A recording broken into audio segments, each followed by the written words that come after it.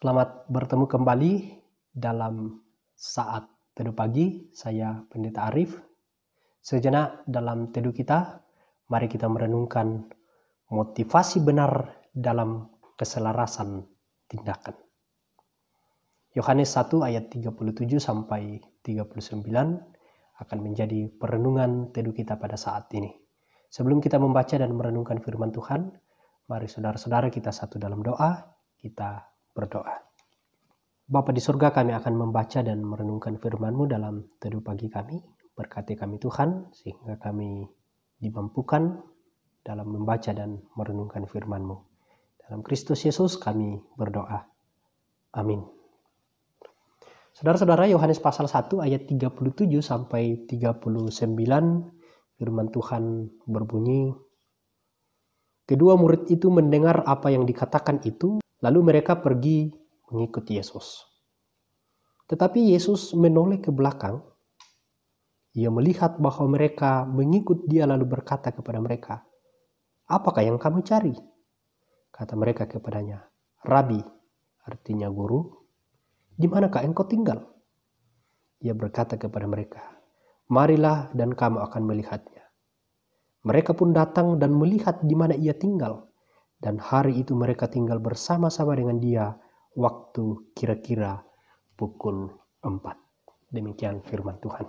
Saudara-saudaraku, ketika Yohanes Pembaptis menunjukkan Yesus sebagai anak domba Allah, kedua muridnya langsung mengikut Yesus. Yesus kemudian melemparkan sebuah pertanyaan yang sangat penting kepada kedua murid Yohanes Pembaptis tersebut. Pertanyaannya begini, apakah yang kamu cari?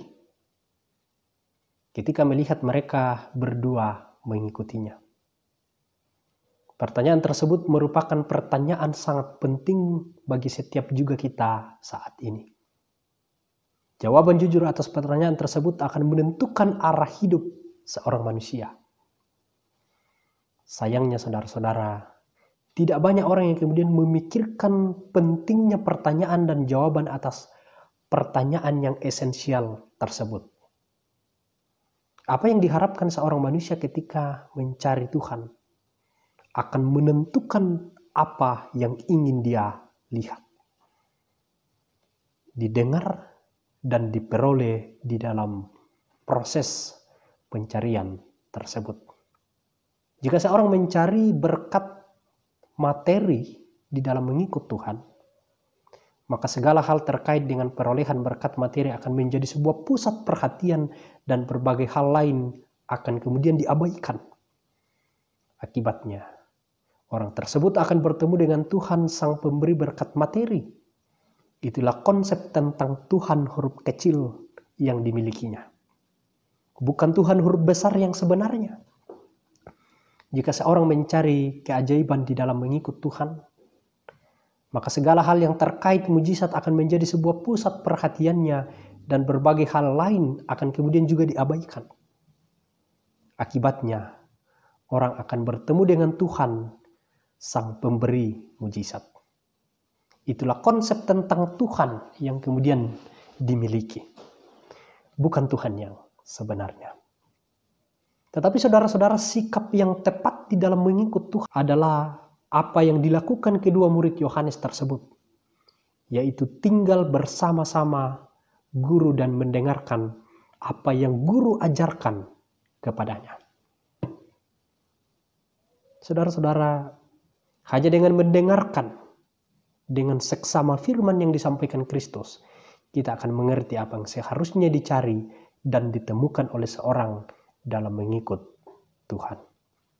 Hanya dengan bergaul dengan Kristus setiap hari dan memperhatikan dengan sungguh-sungguh firman yang disampaikan Kristus, kita akan kemudian mengerti apa yang diperlukan, apa yang diperlakukan seorang manusia ketika mengikut Tuhan. Hanya dengan hidup bersama Kristus, kita akan mengerti Dia dan melangkah menuju kehidupan kekal bersama dengan Allah. Inilah hidup yang kekal itu, yaitu bahwa mereka mengenal Engkau, satu-satunya Allah yang benar, dan mengenal Kristus yang telah Engkau utus. Yohanes 17 ayatnya yang ketiga. Demikianlah firman Tuhan. Amin. Mari saudara-saudara kita satu dalam doa, kita berdoa. Puji dan syukur ya Tuhan, kami mau mengikut Engkau dengan motivasi yang benar, mau mengenal Tuhan, apa yang Tuhan kehendaki dalam hidup kami. Berkati kami Tuhan sehingga kami mengikut Engkau dengan pola yang benar, motivasi yang benar. Berkati kami dalam menjalani hari-hari kami Tuhan. Dalam Kristus Yesus kami berdoa. Amin. Demikian teduh pagi kita. Tuhan Yesus memberkati saudara-saudara sekalian.